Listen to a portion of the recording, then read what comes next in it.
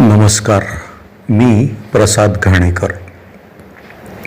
धडपड गट विज्ञान क्लबच्या यूट्यूब चॅनेलवर पुन्हा एकदा आपलं सर्वांचं मनपूर्वक स्वागत. आत्तापर्यंत मी वाचलेल्या 3 विज्ञान सूत्रकथा तुम्ही नक्की ऐकल्या असतील. मी 3 कथा वाचल्या, पण माझ्यापुढे 3 प्रश्न हल्ली सारखे उभे राहतात. पहिला, तुम्ही आमच्या यूट्यूब चॅनलला लाईक केलं का? दुसरा, तुम्ही आमच्या यूट्यूब चॅनलला सबस्क्राईब केलं का? आणि तिसरा, तुम्ही आमच्या यूट्यूब चॅनलला शेअर केलं का? असो, या 3 प्रश्नांची उत्तरं तुमची अगदी होकारार्थी असतील असं समजून मी आता 4थी कहाणी वाचायला अगदी एका पायावर तयार आहे. कारण ही कहाणीच मुळी एका पायाची कहाणी आहे. ते 1954 साल होतं. राजस्थान राज्यातील जयपूर हे ठिकाण होतं. तिथलं सरकारी सवाई मानसिंग हॉस्पिटल व वैद्यकीय महाविद्यालय प्रसिद्ध होतं. इंग्लंडहून सर्जरीमध्ये उच्च शिक्षण पूर्ण करून एक तरुण डॉक्टर या हॉस्पिटलमध्ये नुकताच रुजू झाला होता. प्राचार्यांनी त्याला केबिनमध्ये बोलावून घेतलं होतं. चर्चा चालू होती. प्राचार्य धीरगंभीर आवाजात म्हणाले, हे पहा डॉक्टर सेठी, तुम्ही एक कुशल सर्जन आहात, पण झालंय असं की हॉस्पिटलमध्ये ऑर्थोपेडिक अस्थिरोग विभाग उघडायचा आहे, पण आपल्याकडे अस्थिरोग तज्ज्ञ नाही. सरकारची एक उच्चस्तरीय समिती लवकरच पाहणी करायला येणार आहे, त्याआधी हा विभाग उघडायला हवा. त्यासाठी मी तुम्हाला आजपासून अस्थिरोग विभागाचा प्रमुख म्हणून नेमतो आहे. हे बोलता बोलताच प्राचार्यांनी डॉक्टर प्रमोद सेठी यांच्या हातात नेमणूक पत्र दिलंही. प्रतिक्रिया काय द्यावी हे सेठींना सुचतच नव्हतं. तरीही धीर करून ते म्हणाले, सर, इतकं मोठं पद मला दिल्याबद्दल मी तुमचा आभारी आहे, पण सर मी आहे सर्जन. अस्थिरोगाचा माझा काही अभ्यासही झाला नाहीये. मी कसं काय करू हे काम? प्राचार्य स्मितहास्य करून म्हणाले, डॉक्टर सेठी, आव्हान पेलण्यातच तर मजा असते. तुम्ही तरुण आहात, उत्साही आहात, इंग्लंडमधून शिकून आलेले उच्च शिक्षित सर्जन आहात. हां, सुरुवातीला थोडा अवघड जाईल, पण मला खात्री आहे तुम्ही या विभागात उत्तम काम कराल. भेट संपली. सेठी त्यांच्या केबिनमध्ये येऊन बसले. विचार करता करता त्यांना प्राचार्यांचं म्हणणं पटायला लागलं. सेठींनी अस्थिरोग विभागाची जबाबदारी उचलायची हे मनापासून ठरवलं. विषय नवीन असल्यामुळे त्यांनी अभ्यासाला सुरुवात केली.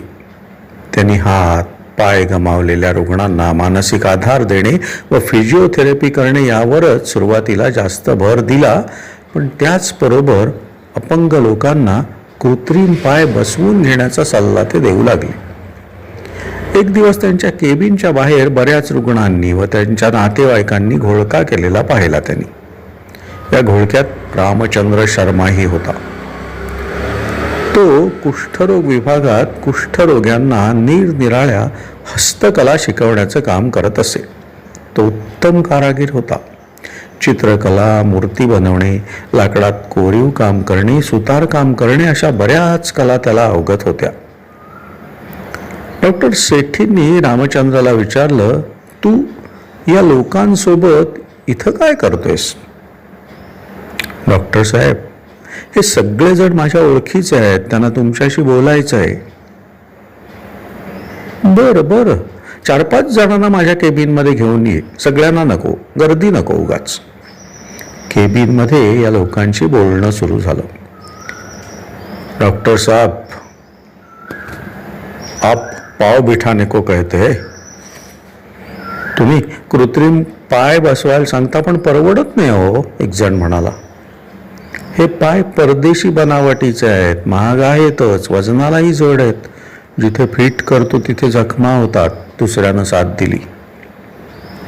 हे अवयव फक्त पुण्यातल्या आर्मी अवयव केंद्रातच बसवून मिळतात. जयपूरहून पुण्याला जायचं, तिथं राहायचं, परत यायचं, यातही खूप खर्च होतो. तिसऱ्यानं माहितीत भर दिली. त्या कृत्रिम पायानं आम्हाला जेमतेम चालता येतं बघा, शेतात काम करता येत नाही, सायकल चालवता येत नाही. काहीतरी युक्ती करा ना डॉक्टर साहेब, वेगळं काहीतरी सुचवा. चौथ्यानं विनवणीच केली. डॉक्टर सेठी विचारात पडले. खरं तर या सगळ्या समस्या सेठींना उपचार करताना अनुभवातून जाणवल्या होत्या, पण आजवर त्यांनी यावर गंभीर विचार केला नव्हता. आलेल्या लोकांना डॉक्टर म्हणाले, तुमचं म्हणणं खरं आहे, पाहतो काय करता येईल का ते. तुम्ही जा आता. हां रामचंद्र, तू जरा थांब. बाकीची लोक गेली. रामचंद्र थांबला. त्याच्या मनात धस्स झालं. त्याला वाटलं, या लोकांना घेऊन आलो ते डॉक्टरांना बहुतेक आवडलं नसणार. माझी बहुतेक चांगली खरडपट्टी निघणार आता. डॉक्टर आपले त्यांच्या विचारातच घडून गेले होते. रामचंद्रने विचारलं, डॉक्टर साहेब मी जाऊ ना आता. या बोलण्यावर डॉक्टर भानावर आले. म्हणाले, अरे थांब, मला एक कल्पना सुचते. मला वाटतं की या लोकांना परवडतील अशा किमतीत वजनाने हलके व वापरायला सोयीचे असे कृत्रिम पाय बनवता येतील.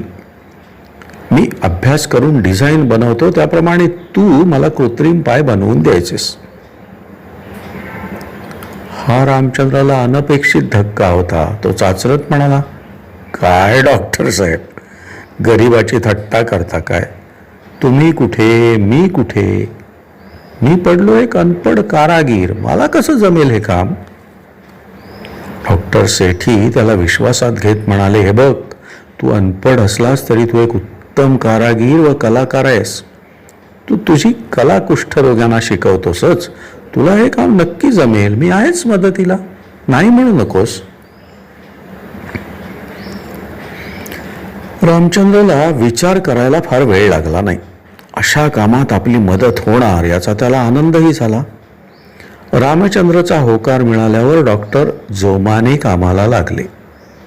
तो काळ 1967-68चा होता. कृत्रिम अवयवांबद्दल जास्तीत जास्त माहिती त्यांनी मिळवली. कृत्रिम अवयवांचे खूप नमुने त्यांनी गोळा केले. त्यांचा बारकाईनं अभ्यास केला. बऱ्याच अभ्यासानंतर त्यांना श्रीलंकेतून मिळालेला कृत्रिम पायाचा एक नमुना पसंत पडला. त्यात हव्या त्या सुधारणा व बदल करून त्यांनी पायाचं डिझाईन तयार केलं. त्याप्रमाणे रामचंद्रला पाय तयार करायला सांगितलं.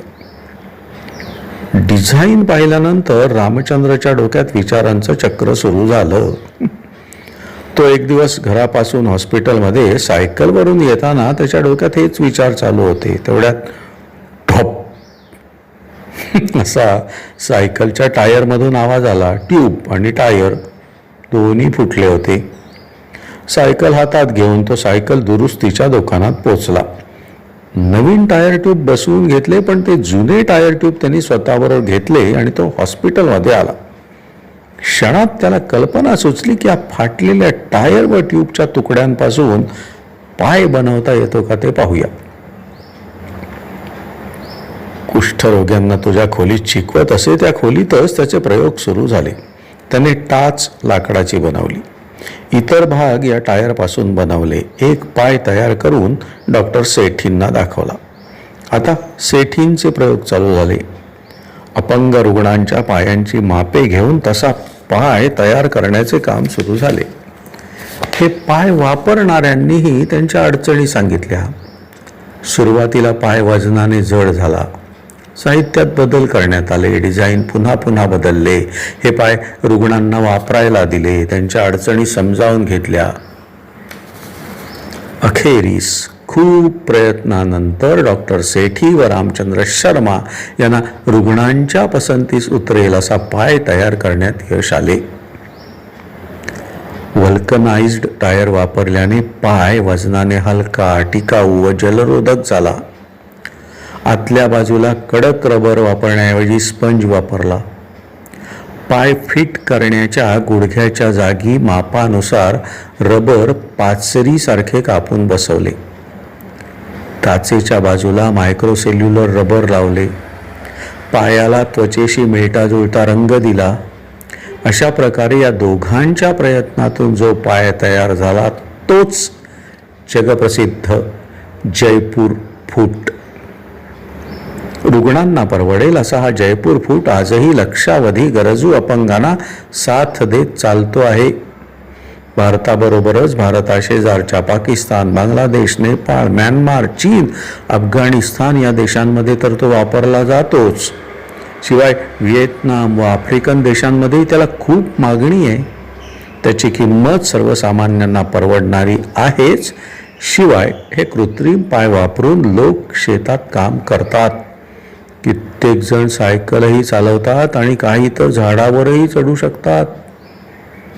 आपण एक लक्षात ठेवायचं, या जयपूर फूटच्या शोधामागे डॉक्टर प्रमोद सेठींचा जसा तज्ज्ञ मेंदू आहे, तसेच रामचंद्र शर्मा यांचे कुशल कारागीर हातही आहेत. आज ते दोघंही हयात नाहीत. या दोघांना वंदन करून मी ही कथा संपवतो आहे. तुम्हीही वंदन करालच, पण एक कामही करा. आमच्या यूट्यूब चॅनलला लाईक करा, शेअर करा, सबस्क्राईब करा. धन्यवाद.